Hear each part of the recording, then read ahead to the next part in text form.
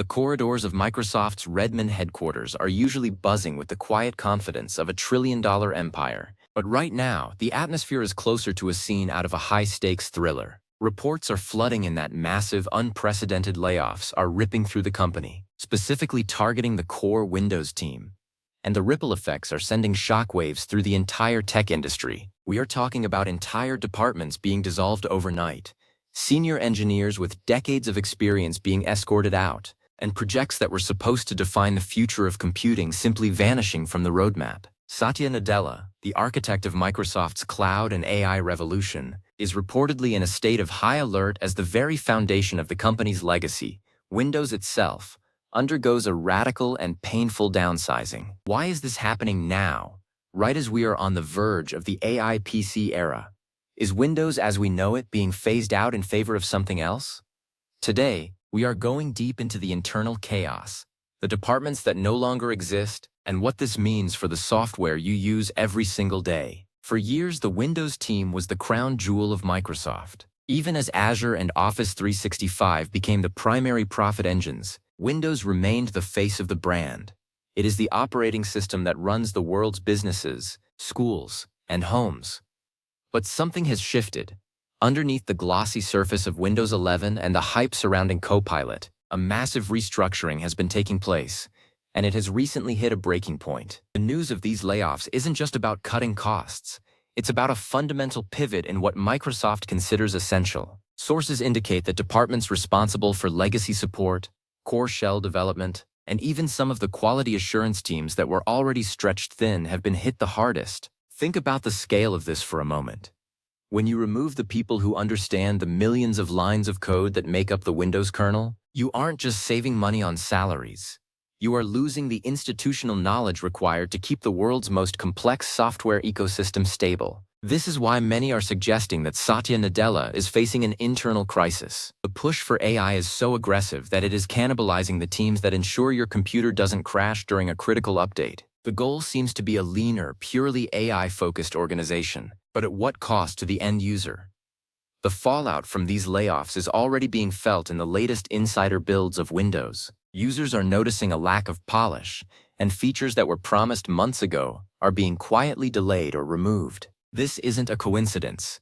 It's the direct result of having fewer hands on deck to steer the ship. The Windows and Devices division has undergone multiple leadership changes recently, and with every change, more people are being shown the door. The vision for Windows is moving away from being a versatile tool for every user and toward being a delivery mechanism for Microsoft's cloud services. If you aren't part of that cloud-first, AI-first future, your department at Microsoft might just be on the chopping block. Let's talk about Satya Nadella's role in this. Since taking the helm, he has been credited with saving Microsoft from the stagnancy of the mid-2000s. He focused on the cloud, and it paid off. But now, he is obsessed with AI. He sees the partnership with OpenAI and the development of in-house silicon as the path to total dominance. However, this obsession requires a massive reallocation of resources. The layoffs are a clear signal that the old Microsoft is being sacrificed to feed the new Microsoft. It is a high-stakes gamble. If the AI revolution doesn't deliver the massive returns the shareholders expect, Microsoft will have gutted its core product for nothing. The entire department's gone headline isn't hyperbole. Internal leaks suggest that teams dedicated to specific hardware integrations, older peripheral support, and even certain regional localization groups have been entirely disbanded. This suggests a move toward a more universal and perhaps more restricted version of Windows, one that doesn't try to support every piece of hardware ever made, but instead focuses on a very narrow set of certified AI PCs. This is the lockout we've been fearing. By firing the people who maintain the broad compatibility of Windows, Microsoft is effectively building a wall around the platform. The atmosphere among remaining employees is reportedly one of fear and uncertainty. How can you focus on building the next generation of software when you see the person in the cubicle next to you, who has been there for 20 years, suddenly lose their access badge? This kind of brain drain is hard to recover from. When the senior architects are gone, the junior developers are left to navigate a labyrinth of legacy code that they didn't write and don't fully understand. This is a recipe for security vulnerabilities and system instability. Why the panic? Why would Nadella be panicking if he's the one calling the shots? The panic comes from the execution. Restructuring a company of Microsoft's size is like performing open-heart surgery while the patient is running a marathon. Windows 12 is rumored to be in development, and the pressure to make it a success is immense. If the layoffs have been too deep, if they've cut into the muscle instead of just the fat, the launch of the next Windows could be a disaster. Nadella knows that the market is watching. Apple is making gains in the enterprise space, and Chrome OS is dominant in education. Microsoft cannot afford a Windows Vista-style failure right now. The human cost of these layoffs is significant. We are talking about thousands of families affected, and the tech job market is already in a fragile state. But the cost to the Windows ecosystem might be even greater. For decades, Windows was defined by its robustness.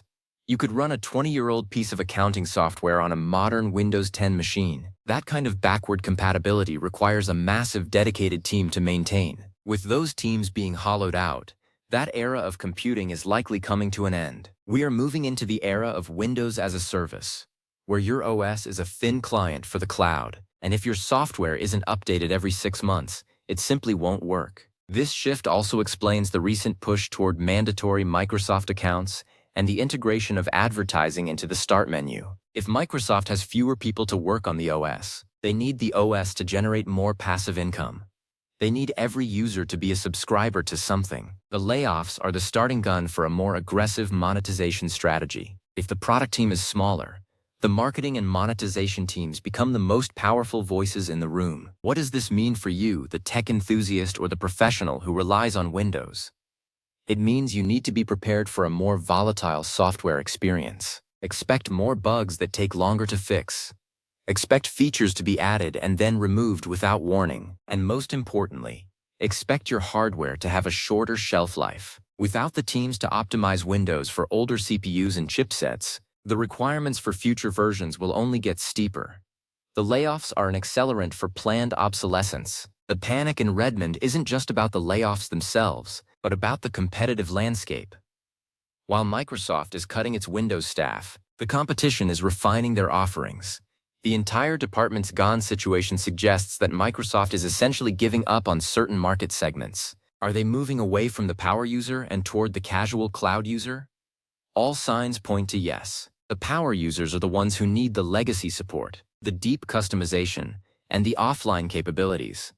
But those are the features that require the most manpower to maintain. There is also the question of security.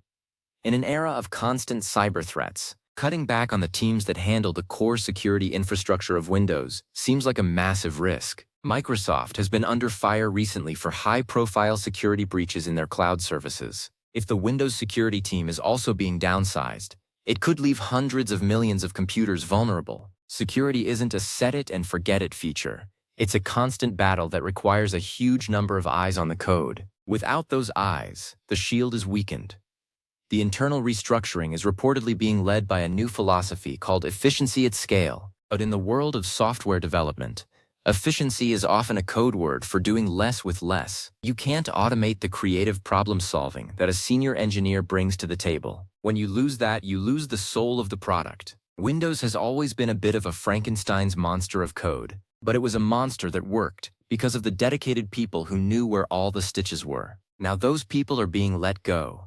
The panic is also being mirrored in the investor calls. While the top-line numbers look good, analysts are starting to ask questions about the long-term health of the Windows brand. If Windows becomes just another app that runs on your computer instead of the foundation of it, what stops people from switching to hardware that runs that app better? Microsoft's hardware partners like Dell, HP, and Lenovo are also reportedly concerned. They rely on a strong, stable Windows to sell their machines. If Windows becomes less reliable or more restrictive, the entire PC economy takes a hit. Let's look at the entire department's gone aspect again. Imagine the team that handles printer drivers, a notoriously difficult and frustrating part of computing. If that team is halved, your next printer might have a 50-50 chance of working with your PC. Or the team that handles accessibility features for users with disabilities. If those teams are cut, Microsoft is failing a huge portion of its user base. These unsexy parts of an operating system are what make it a universal tool, but they are also the first to be cut when a company decides to pivot to AI. Satya Nadella's vision of a co-pilot for every person sounds great in a keynote, but a co-pilot is useless if the plane it's supposed to be flying has its engines stripped for parts. The Windows team isn't just an abstract group. It's the collective intelligence that manages the most widely used software on the planet. The layoffs are a disruption of that intelligence. The panic we are seeing is the realization that you can't build the future if you've set fire to the past. The layoffs at Microsoft are part of a larger trend in big tech. After the massive hiring sprees of the previous years, companies are now looking to correct their headcounts. But Microsoft's situation feels different because it's so targeted at the core product. It's not just a general 10% cut. It's a surgical removal of specific capabilities. This suggests that the Windows we know is being prepared for a graceful, or perhaps ungraceful, exit. Millions of Windows users are watching this unfold with a sense of dread. For many, Windows isn't just a choice. It's a requirement for their jobs or their education. Seeing the company that provides this essential tool go through such a violent transformation is unsettling. If entire departments are gone, who is left to answer the phone when a major bug is discovered? Who is left to ensure that the next version of Windows doesn't break the internet for half the world? The focus on AI also brings up privacy concerns. If the Windows team is being replaced by AI engineers, it's clear that the future of the OS is data collection. AI needs data to learn and to be useful. If Windows becomes an AI-first OS, every click, every document, and every keystroke becomes training data. The people who might have fought for user privacy within the Windows team are likely among those who were let go, as their concerns don't align with the new profit model. Let's talk about the panic again. Panicked leadership makes short-term decisions that have long-term negative consequences. Laying off senior staff to meet a quarterly budget goal is the definition of a short-term move. It looks good on a balance sheet today but leaves the company bankrupt of talent tomorrow. The tech industry is full of stories of companies that cut too deep and were never able to innovate again. Is Microsoft headed for that same fate? The entire department's gone news is a wake-up call for anyone who thinks their digital life is permanent. The software you rely on is only as good as the people who maintain it. When those people are gone, the software begins a slow, inevitable decline. We might be witnessing the beginning of the abandonware era for Windows. It will still be there, but it will be a ghost of its former self, haunted by bugs and filled with advertisements. What can we do as consumers? The first thing is to voice our dissatisfaction. Companies like Microsoft do listen to public sentiment, especially when it starts to affect their brand perception. Second, we need to start looking at alternatives. Whether it's Mac, Linux, or even just being more critical of the cloud services we use, we need to show that we value stability and ownership over AI gimmicks. The more we accept the subscription and cloud-first model, the more we encourage these kinds of layoffs. The layoffs at Microsoft are a tragedy for the talented people who lost their jobs, but they are also a warning for the tech world at large. The era of the general-purpose computer is being attacked by the era of the AI endpoint. The panic of Satya Nadella and the hollowing out of the Windows team are the first symptoms of this change. It's a move from empowering the user to exploiting the user. As we look toward the future, the question isn't just what is Windows 12, but rather who is left to build it. If the answer is a skeleton crew and some AI bots, then we should all be very concerned about the stability of the digital world. The Windows team was once a wall of experts that protected the world's data. Now that wall has been breached from the inside. The entire department's gone headline should stay in your mind the next time you see a flashy new AI feature announced. Ask yourself, what was sacrificed to give me this? Most likely, it was the stability and reliability that you actually need to get your work done. The pivot to AI is a shiny toy being used to distract us from the fact that our tools are being degraded. In conclusion, the situation at Microsoft is a pivotal moment in tech history. It's the moment the world's most powerful software company decided that its legacy was a burden rather than an asset. The layoffs in the Windows team are a clear indication of a future where users have less control, less privacy, and less stability. Satya Nadella might be panicking about the competition, but it's the users who will ultimately pay the price for this massive restructuring. Keep your eyes on the updates, keep your backups ready, and don't be surprised when the Windows you knew starts to disappear. The entire department's gone is just the beginning of a very different, and likely more difficult, computing future. The tech landscape is shifting under our feet, and the giants are trembling. What happens when the dust settles remains to be seen, but one thing is certain. The era of Windows as a reliable, user-focused foundation is under threat like never before. Stay informed, stay critical, and remember that your computer is your most important tool. Don't let it become a terminal for someone else's AI dreams at the expense of your own productivity and privacy. The panic in Redmond is a sign that the old rules no longer apply. It's up to us to decide what the new rules should be. As the news continues to break, we will be here to analyze every move. These layoffs are more than just corporate business.